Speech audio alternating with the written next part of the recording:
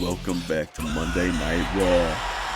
And the new champion, Seth frickin' Rollins, arriving to the ring to boast about his championship win over Obafemi, I would assume. After long last, I did it. I am World Heavyweight Champion. I was tired of getting screwed around over and over, so I paved my own path. I created my own opportunities, and Hey now, we're not gonna act like you just didn't just use me to get what you wanted.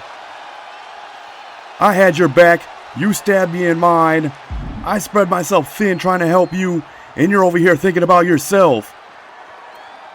Using me to soften up Oba so you can profit off my labors, and I got a problem with that. And Seth, I've got a problem with you. Not my problem, LA. I don't fucking care. Wow, Seth really getting under LA Knight's skin there. The fact that he used all of his efforts to help him, and all he did was turn around, stab him in the back so he could get his own title shot off of LA Knight's work.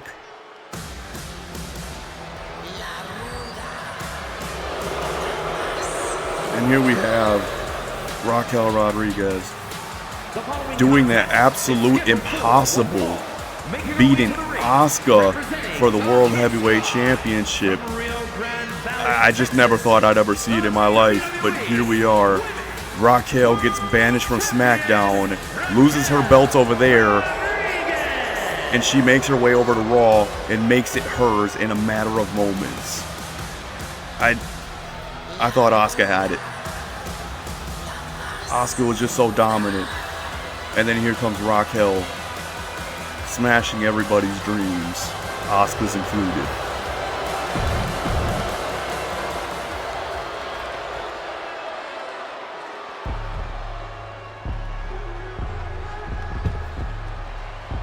And it's just, I still can't believe Seth Rollins would do what he did last night.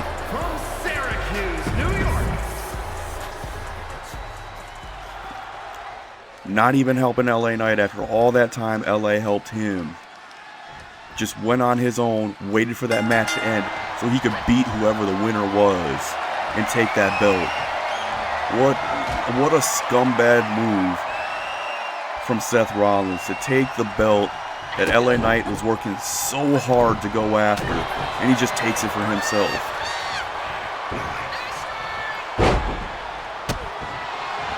And we have the same thing over here with Raquel, leaving her show to come to Raw to just impose her will over here, stealing the belt off of Asuka with all that help she received. Because obviously Asuka was not going to go down in a one-on-one fight. Asuka probably would still have this belt if it wasn't for the numbers game beating her out. She had Io, she had Kyrie, but that wasn't enough because the numbers weren't enough. She had to fight off too many people, which made it very easy for Raquel to win that championship. And I don't think I'll ever live it down. Asuka was an incredible champion, and it was all taken away from her at the snap of a finger. Just one night, Raquel comes in, she notices there's an open challenge, takes advantage of it for herself, and decides to bring her hit squad along with her to make the job easier and win that championship. And now here she is, having a one-on-one match, pretty much to show her dominance here, to show everyone on Raw what she's made of up alone here, and going for a roll-up pin, which goes nowhere. The referee took too much time. Jasmine Nix really could have won that right there. That looked like that was a 5 count, but Raquel got lucky that the referee seems to be new at her job. And it's already looking like the beginning of the end for Jasmine Nix here, as Raquel uses her brute strength to just toss her pretty much outside the ring. And she's just dazed out there. The referee starting the count. And Jasmine Nix also having something to prove here. If she can beat a world champion, a two-time world champion like Raquel Rodriguez, that should say something. That should show that she belongs in that division. But either way, that count is getting pretty high. A 7 count, and Jasmine's down, and Raquel is just talking a whole bunch of shit there as she's down laying on the ground. And I think this just might be done.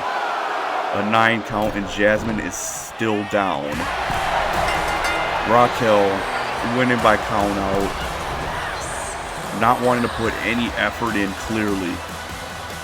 Showing that Jasmine Nix absolutely was not in her league and not a problem to her. Here is your winner, Raquel. It's just disgusting. Disgustingly disrespectful from Raquel Rodriguez and her Hit Squad here, celebrating her cheap win against Jasmine Nix. Absolutely disrespectful.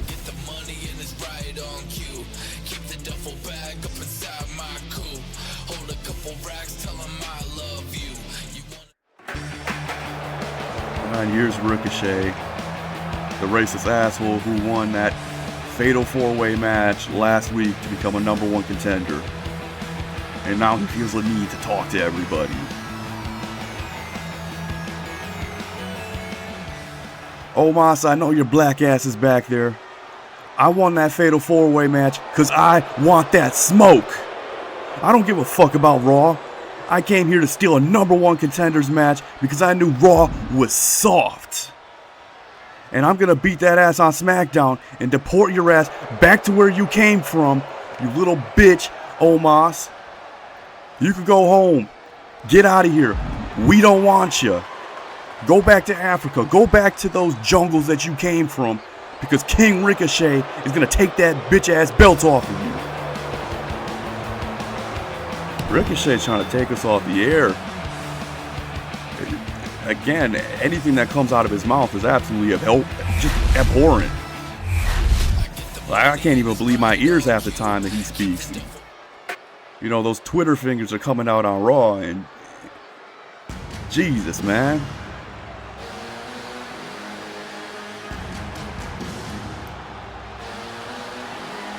I feel like here's another person, Tala Tonga, who has some beef with Omos.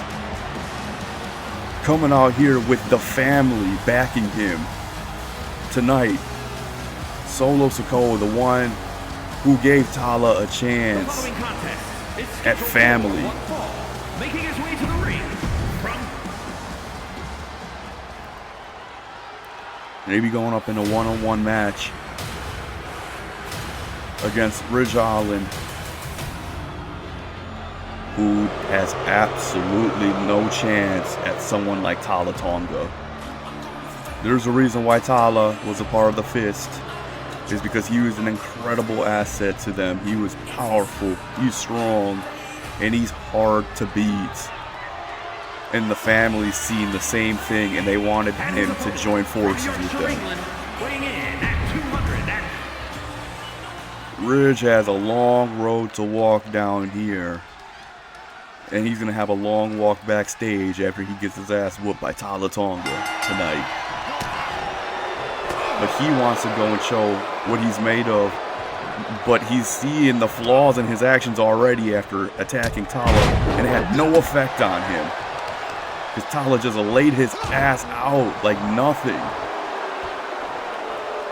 And I think he's about to go for a finish already. Oh, he was just teasing the choke slam. Teasing everybody.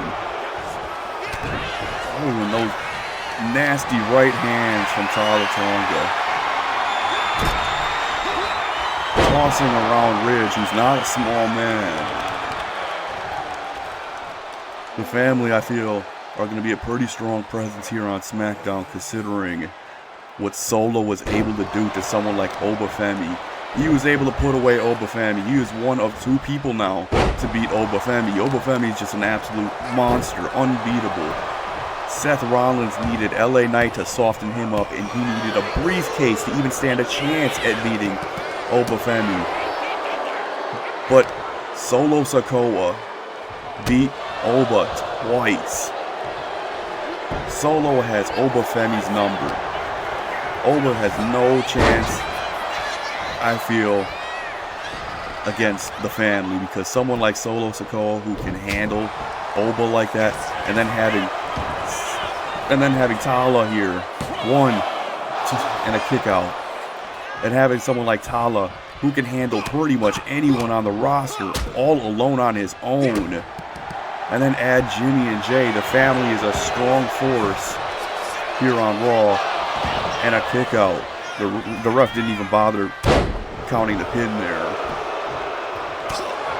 And the crowd is booing Ridge Holland. I think they're finally getting behind Tala Tonga here, seeing the betrayal the SmackDown Fist did to him. He's getting some positive reactions here. Power slam, going for the pin. 1, and a kick out from Holland. The crowd just might be warming up to Tala since he's joined the family, and he's been going after the Fist. Because I'm pretty sure everybody's tired of the Fist and the shit that they've been pulling off here on Raw and SmackDown. And Ridge just way too weak. Tala just manhandling a grown man like Ridge. It's just disgusting to see. The strength of Tala is just nearly unmatched.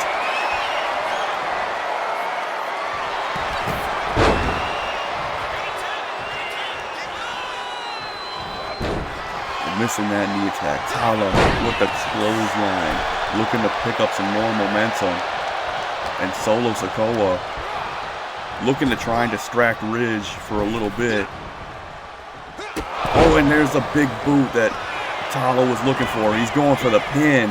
A count from the ref. 1, 2, 3, and that puts away Ridge Holland, making a grown man look like a baby out there. Tala Tonga is an absolute force, and I know the family is happy to bring him home.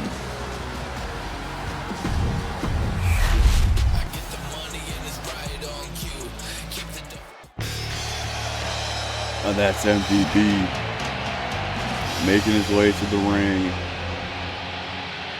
trying to spot us with something again. Let's see what he got to say tonight. Soon you'll see the might of the Syndicate, but I got some business to attend to. Shelton, Bobby, and myself have been shaking hands with some very powerful people, and all I can say is the Syndicate is looking to do business, and business is booming. Again, a very cryptic message from MVP. Kind of curious to see where he's going with this.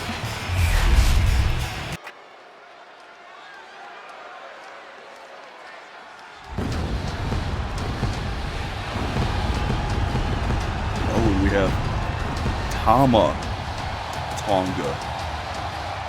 Someone I'm surprised the family has not gone after just yet. He's kind of just been doing his own thing. And he's right here. It's a #1 contenders match for Solo's belt, the International Championship.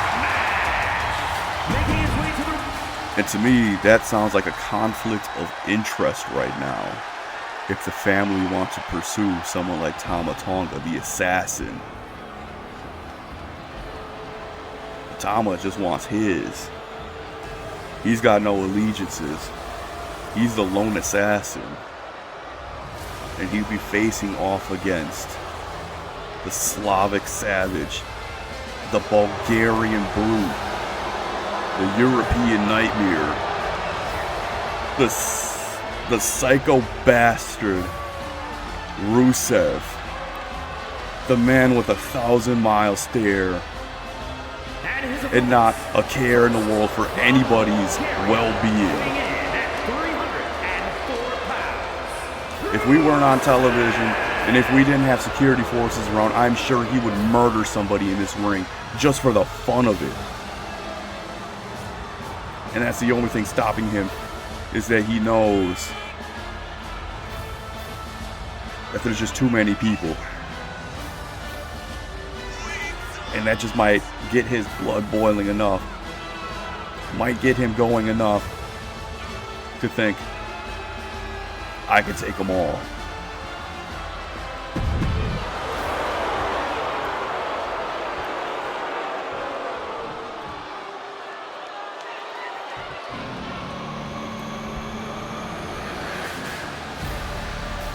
And Finn Balor, who is making his debut here on Raw.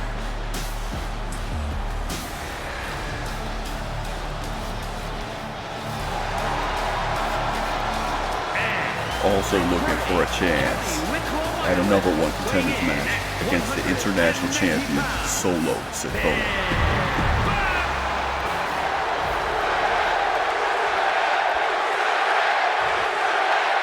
And the crowd is behind Rusev right now, chanting Rusev Day.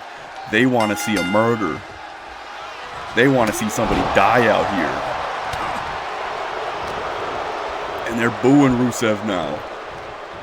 We got a little bit of a conflict right here in people's minds. They want to see a murder, but they absolutely hate Rusev, clearly.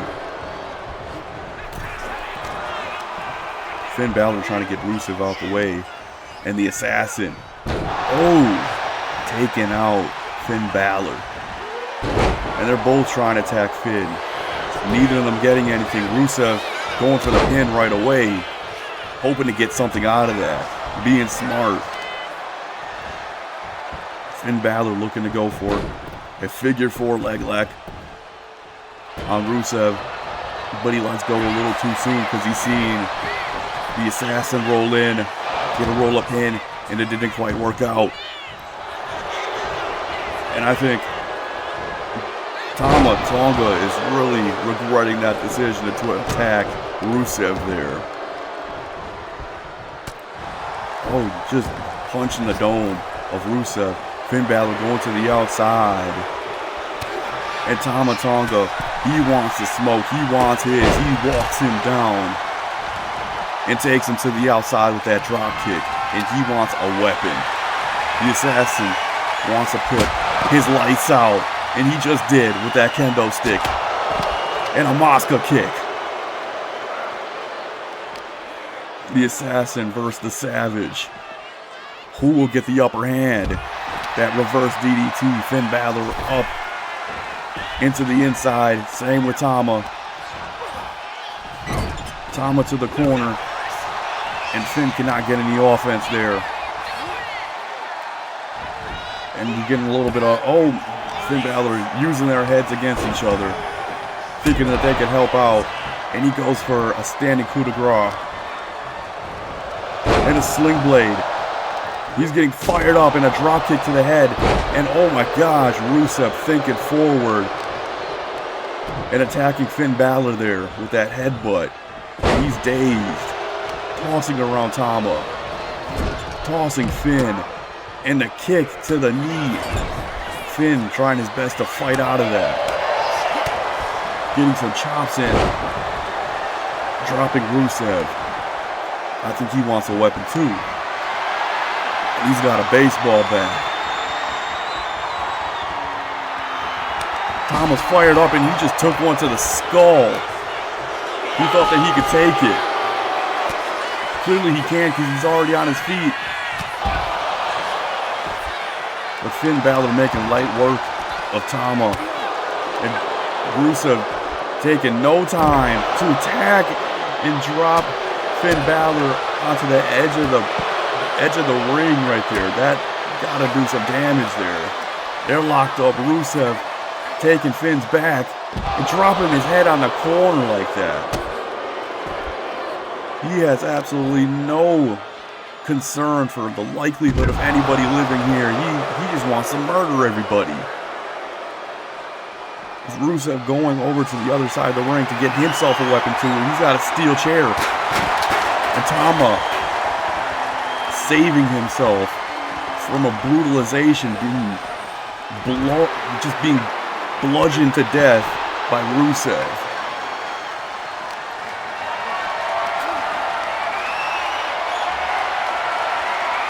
Rusev going into the ring, getting away from Tama.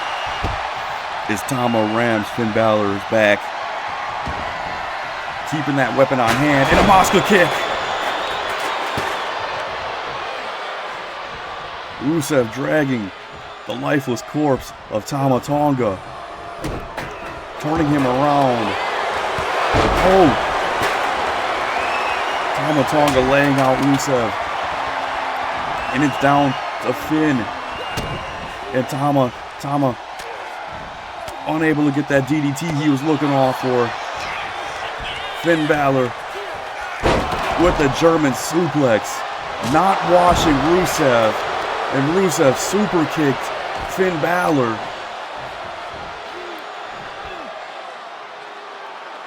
Oh my God. Going for the pin. One. And a kick out. I think it's better off just to let Rusev get that pin. Because the more you move, the more he's going to try and attack you. Oh, what a brain buster. Tama's got a weapon. He's got a sledgehammer. He's stopping the pin right there. They're locking up. Oh, and a bulldog from Tama. Someone in the crowd really predicted it, saying nice reversal before it even happened. And Rusev's got a weapon. This is not looking good for anybody not named Rusev. And Rusev's going for the pin. Finn is trying to get up. 1, 2. And he had enough time to kick that out. Rusev would have won right there. Now he's going for the roll-up pin, being resourceful. 1. And a kick out.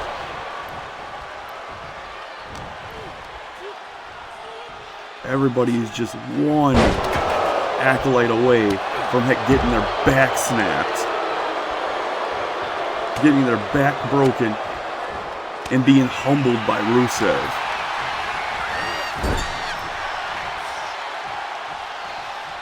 And going to the other corner, trying to pick up some speed and a crossbody. Tama sizing up Rusev. Rusev dodging out the way. Uh-oh. This could look like the end for Rusev. Finn Balor coming in at the nick of time to stomp on him and get that pin to stop. Sling blade. Finn has a choice here. And I think he wants to set up a shotgun kick. Rusev getting out the way. Tama's on the outside. A knee to the gut. Now Rusev's got a sledgehammer, smashing the spine in. Looking to pin Finn Balor. 1, 2, and Tama Tonga breaks it up in the nick of time. And he gets taken out just for even getting in the way of Rusev. Again, a bad decision. Oh my God. But the assassin able to take out Rusev for the time being. Going for the Impaler DDT onto Finn Balor. Going for the pin. 1, 2, and a kick out. Finn kicks out. And Rusev's back in. Getting bumped with the ref. And the ref just continues to get in the way. Giving a little bit of elbow to the face of Rusev, and Finn Balor on the outside, conjuring up a plan. Gonna meet up on the outside with Tama. And Tama with a neck breaker. Trying to get Finn Balor out of the equation.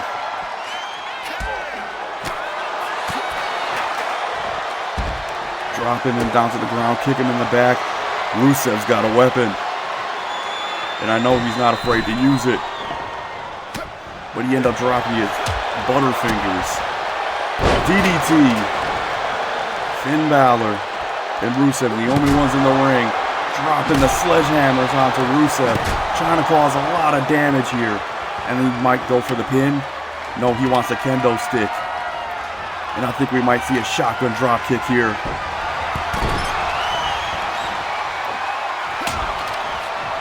Able to disarm Tama. Dropping him down for the pin.